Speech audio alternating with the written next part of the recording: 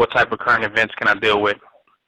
I'll start off with the Peterson incident. The NFL player once again, and I guess they want to continue to go at these NFL players, black. I don't know what the symbolism of that is, but this one they want to get particularly for child abuse, for actually disciplining and reprimanding his own child. He actually did something that's old school when got a switch off the tree, like our grandmama or mama did, and he brought that switch in the house and taught a lesson.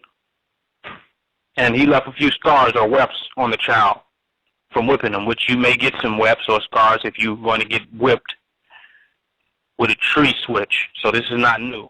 This is an old traditional value that we've had within our own community. They call disciplining your own children child abuse, and they call letting your children do what they want to do a fatherless home. So in so many words, they have a right to shoot down your children in the middle of the streets, Mike Brown, under the auspices of some type of correctional or disciplinary act in order to protect the community. But if you try to prevent your child from ending up in that situation by creating your own disciplinary strategies or tactics within your household, then you too will be under arrest. So we live in a society where we go back to that old saying, the man. The only one allowed to be the man in our community, in our society, is the white man. He can dish out as many whippings as he wants to. He can whip the black woman. He can shoot the child down in the middle of the streets. Of course, he can go upside the black man's head, and this is permissible. There are no limits and boundaries when it comes to the police officers and the abuse of innocent civilians. But when we discipline our own children, it's child abuse. So I think we need to look at this, what's really going on. It's a willing disempowerment, willful disempowerment. If we are not empowered in our own households, in our own communities. And on the other hand, when things are out of control, we are blamed for it. There's no man in the house. Where's the man at? Where's the father at? But the father is being persecuted for putting his foot down and being a true disciplinarian in this household. Look at this. We also want to look at the black man just constantly being attacked by the media, constantly coming up in the media.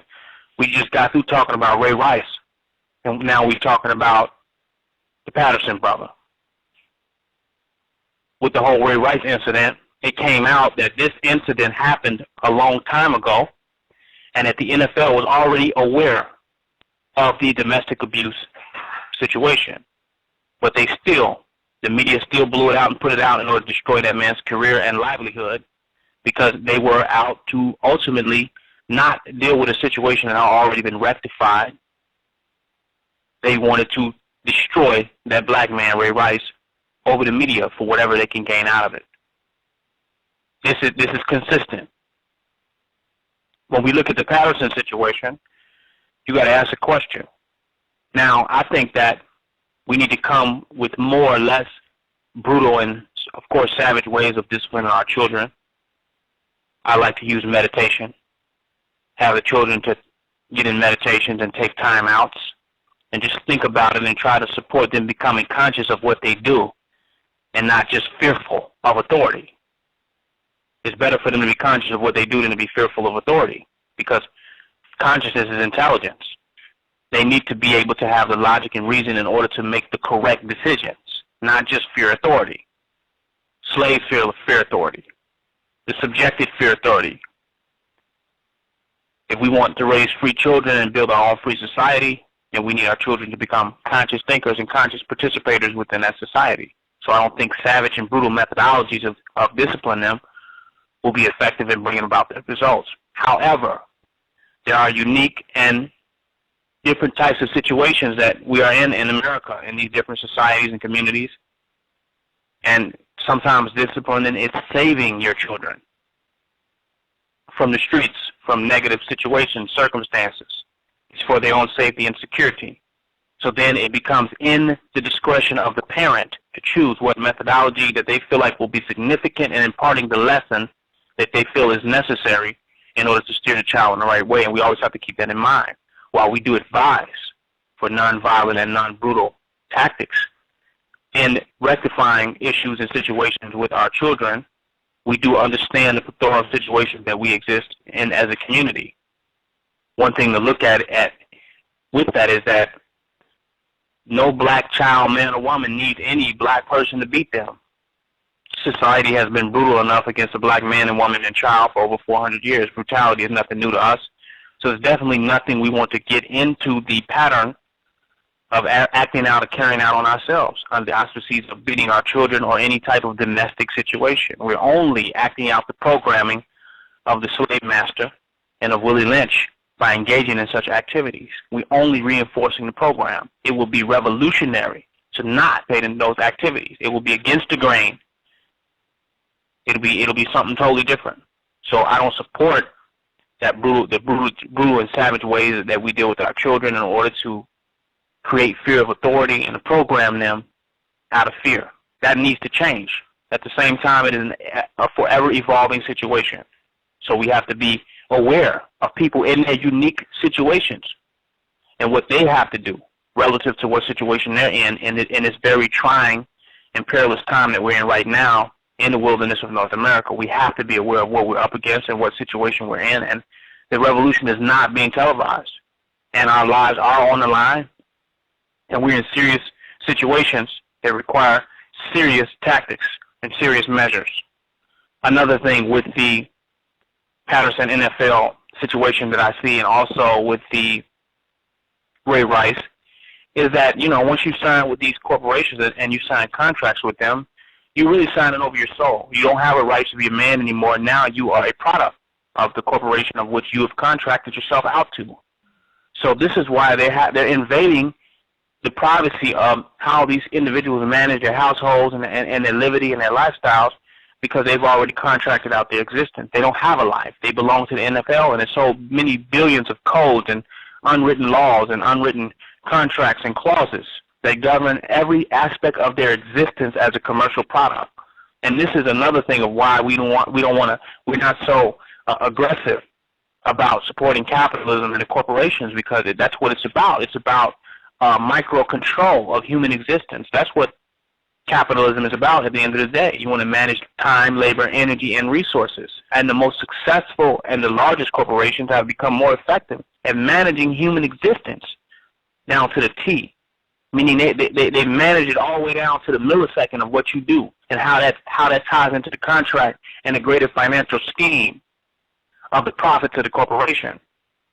So this Ray Rice situation shows you what the negative aspects of contracting oneself out with any of these corporations under the auspices of advancement or success.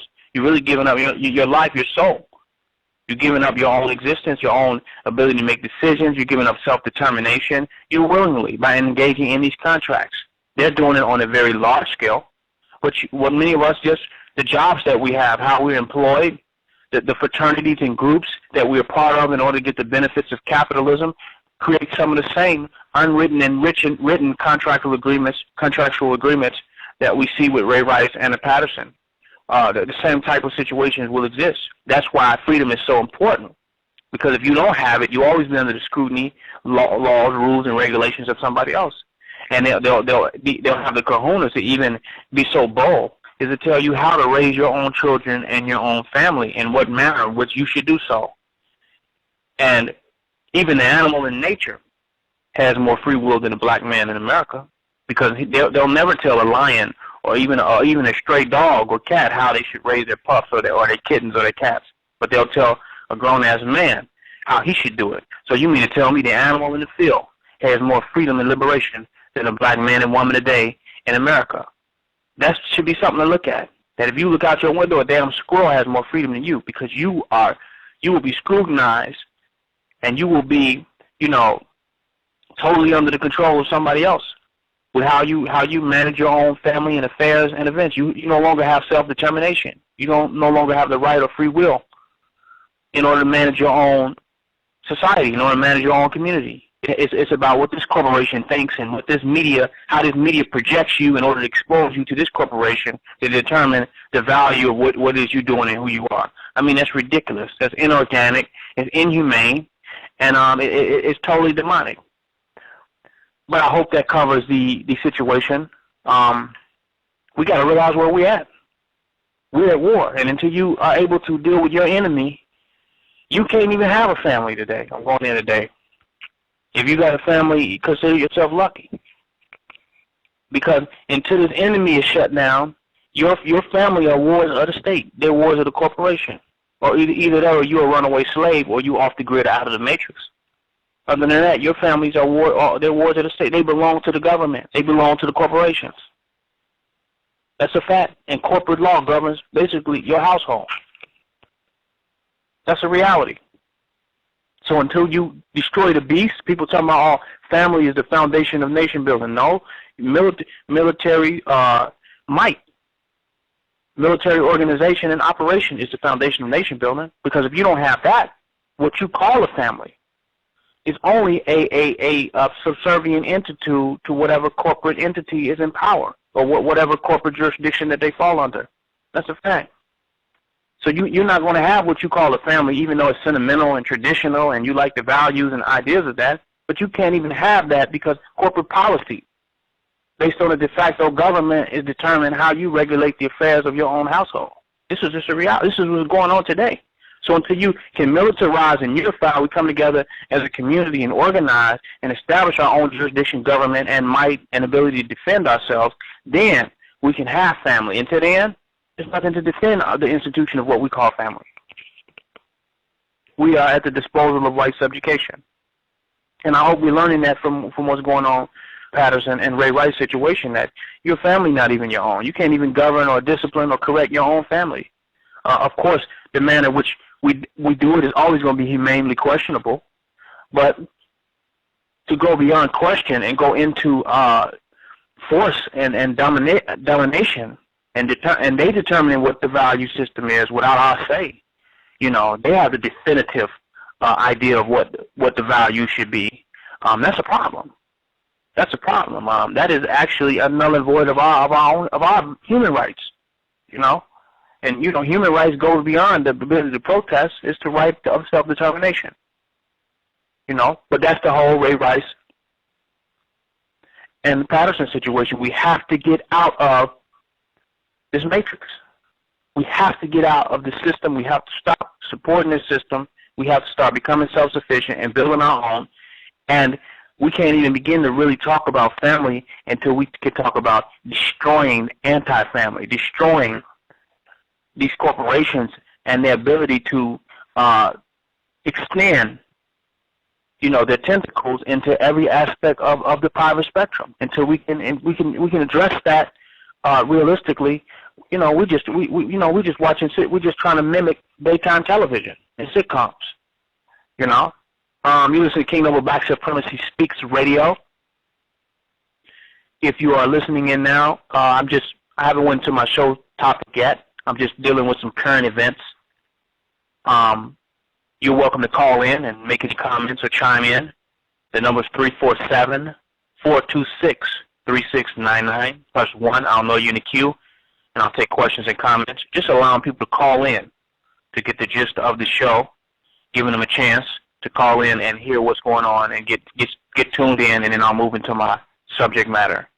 If you haven't already, join my website, www.kingnobleBlackRulership.com. Join and get a subscription. Show your love, show your support. It's uncensored, raw, and radical footage that we're putting up there.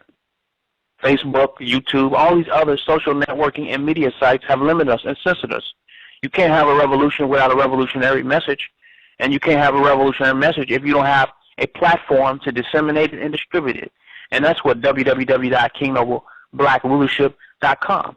It's a platform to distribute the revolutionary message of black supremacy. But we need your support in order to have our own platform. You support Facebook through the advertisement and all that. Support YouTube through the advertisement and all that media. We'll support our own black-owned networking media weapon and tool.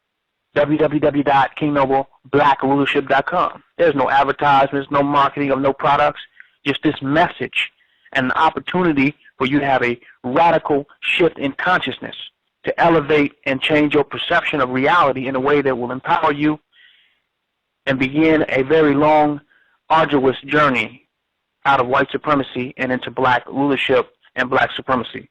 Make sure you join their website, www.kingoverblackrulership.com. Subscribe, get in there, support the website, make sure you're online.